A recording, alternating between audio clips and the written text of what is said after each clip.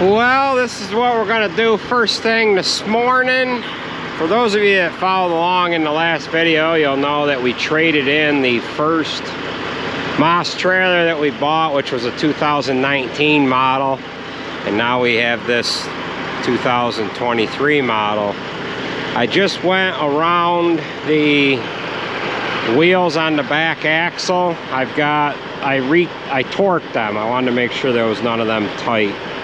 These things are shipped from Texas.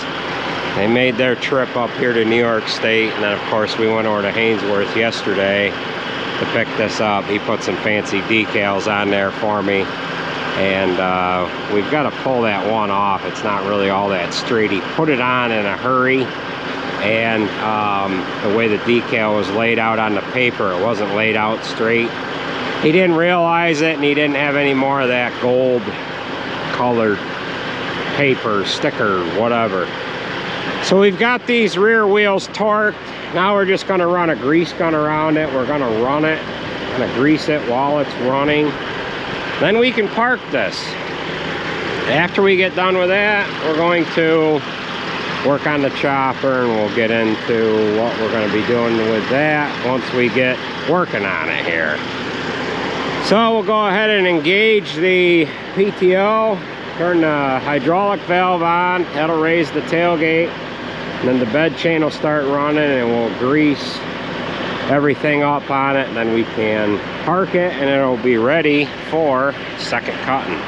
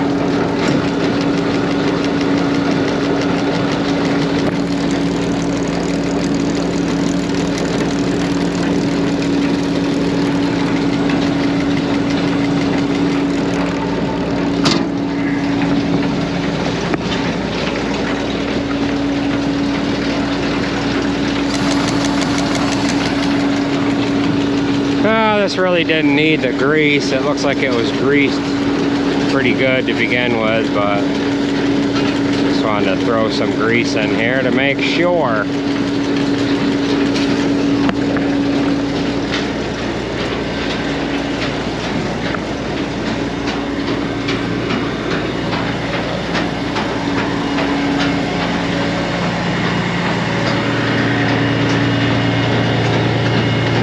Go ahead and shut this off and grease the bearings inside here.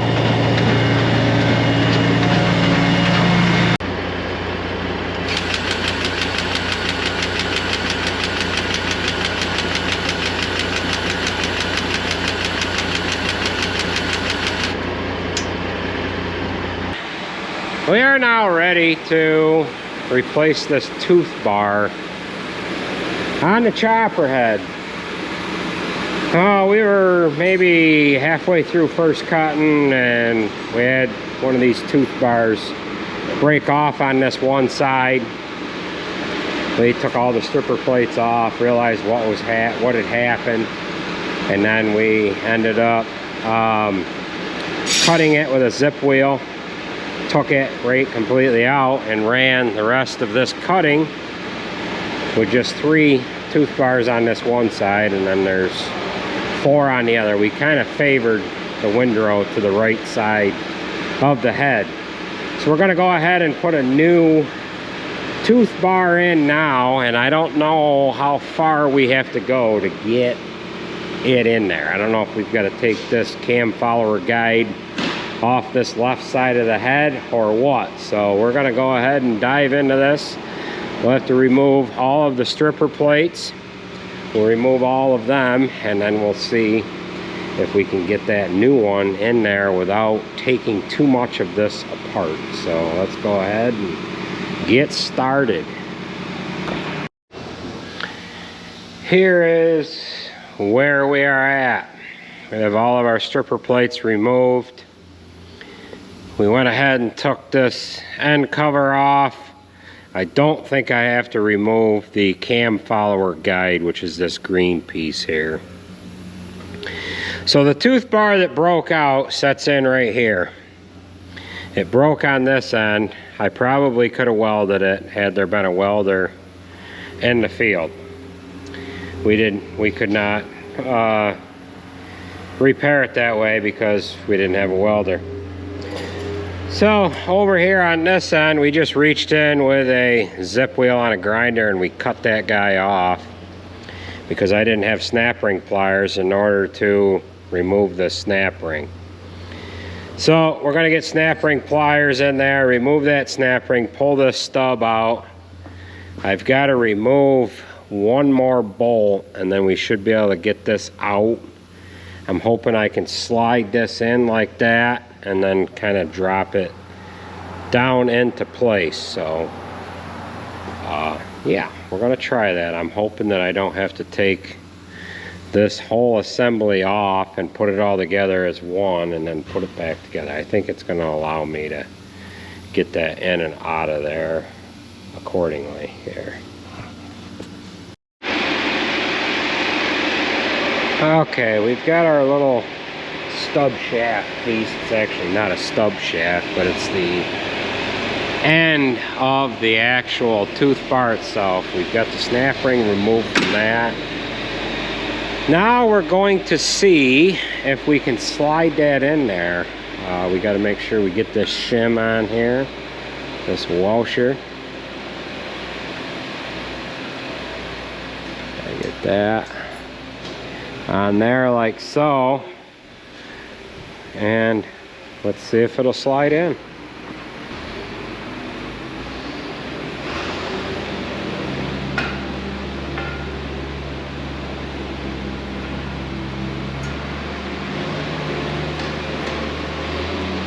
Wow, it's like ice cream. Very, very easy. Oh, I was thinking that this whole thing would be a hassle, but they do allow that to go in there like that. I rebuilt this head not this past winter, but the winter before. We put all new bearings in the end here, new cam followers. All these bearings here are new. We replaced the center bearing and the shaft comes over from each side. We actually had to have that shaft built up because the shaft was wore out slightly. So we've just got to get a snap ring on here. We've got this goofy little guy to go in there. We've got to roll it around down to the back side so we can get our bolts in.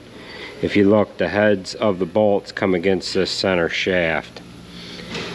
So we'll get that bolted together and then we can of course come in and put all of our teeth on. Neighbor friend texted Jared the other night. They've got a 9900 chopper and they said they broke one of these, replaced it, and then they slowly, all the other ones started slowly breaking. So he advised that we should replace them all, but I am thinking that the reason why this one broke is because of that 3/8 push-in style fence post got wound up around that. If you didn't recall from an earlier video here back when we were doing hay, this head locked up and we got a piece of, it was 3/8 smooth rod. It's one of them fence post rods. It all got wound up in here and I'm thinking that that cinched down on it and just wore right through it because it broke that one end off, and then this was kind of just flopping around in there, and every once in a while it would get out of time, and when it got out of time it would jam up the whole head. So this tooth bar here is run with or run by a hydraulic motor, so you can speed this head up. You can have the pickup head running faster or slower than the auger, so you can kind of match the pickup head to the ground speed. So there's a hydraulic motor. Where is it? Right in here. So there's the hydraulic motor that drives this, and then the other part of the head is driven off of that shaft, off of the chopper here. So we'll go ahead and get this fastened and get all the teeth bolted in. Well, we now have this all back together. All the stripper plates are put back on. We replaced the teeth that needed to be replaced, and that is, this head is basically all ready to go. We adjusted the chains here a little bit, and we can go ahead and close this up. We're going to wash this off, grease it, and then get this head off the chopper, bring the chopper back in the shop, and replace the grease lines that need to be replaced that come over to the left-hand side of the chopper here. And then we can get working on this project here. So I've got the battery charging up on my Himiway bike, which we have to talk about that bike in a later video here. I've had that for a little while here, and we got to do a little bit of a review on it at some point. And another thing we've got to do is we have to disassemble this cutter head. What I'm going to do is I'm going to take it outside, I'm going to wash it all off, I'm going to pull all of the spinners off of it, and we're going to see if we can find that piece. And then once we find that piece, it might not even be in there, but we've got to make sure it's not in there. And we're going to go ahead and weld a cap on that right here, and get that so we can use it again. So let's go ahead and get this job wrapped up here.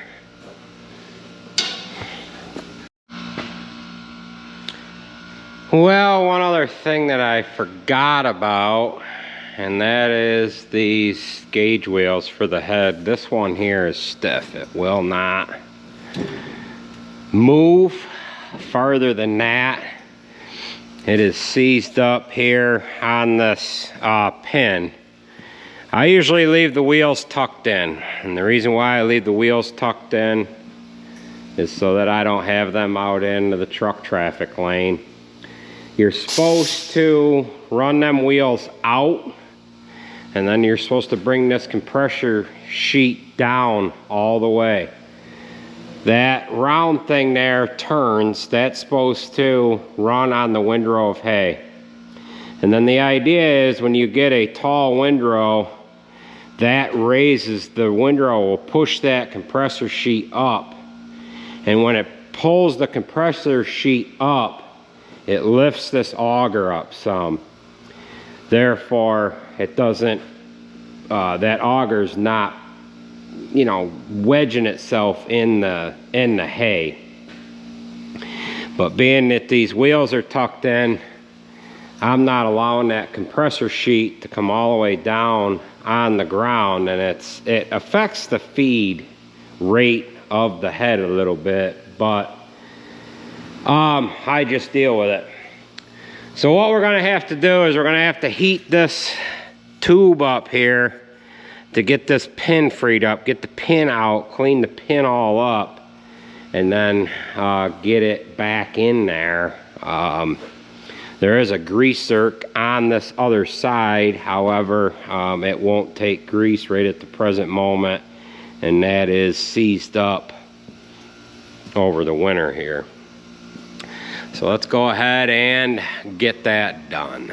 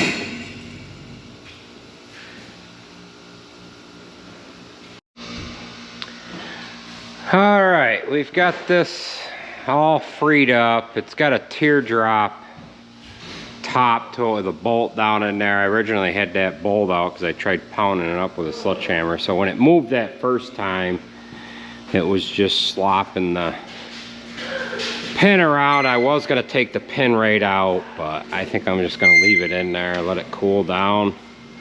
We'll wire wheel this up a little bit, get some paint on her, throw a bunch of grease in there, and then we'll have to do a little better job greasing that, keeping it lubed up. So we'll go ahead and get this outside and get it washed. And once this cools down, hit it with a wire wheel and get some paint on her. Well, we quickly washed this off, let the water dry on it, and we have primed that framework there. So we've got to put another coat of paint onto it. While we're waiting for that paint to dry, we're going to go ahead and put that pressurization motor in for the AC. So we've got to remove the roof, and we might as well throw that new motor in. I never seen a coat again on it, but we've got a new motor here, so we might as well go ahead and put that in there. Okay, so we've got all of our screws removed. Go ahead and get this guy up off of here. We don't need to go too awful far with it.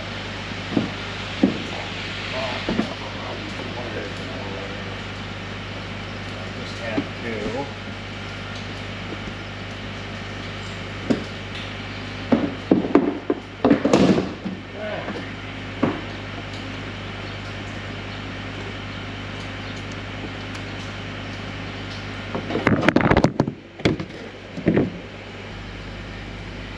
Alright, so we've got this cab top removed, unhook the antenna wires, and we'll go ahead and get down in here. We'll blow all this dust out, and we'll go ahead and change out that motor there.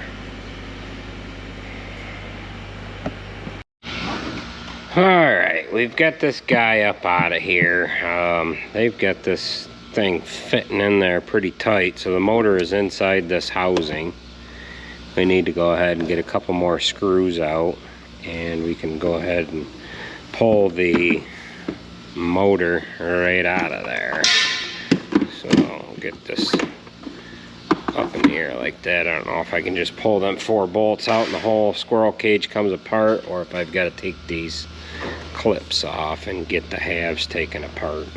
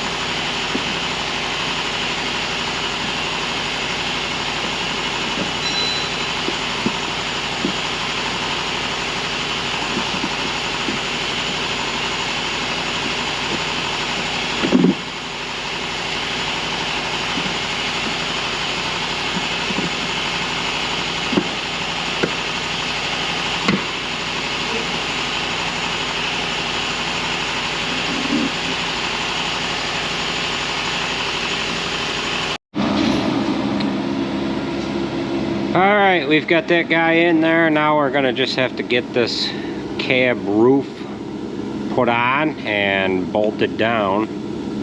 Now we can get working on our grease lines. Well, we are now repairing these grease lines, and originally I thought I had enough of this smaller tubing just to run a brand new line from the manifold all the way down and around and up into the feed roll. The manifold is right here. So it is fed from there, comes into this manifold, and then there's several lines that go in every which direction. So we'll go ahead and just use some unions, put the pieces in that we need, and then we've got a knock sensor here that we're going to replace as well. It's down in there.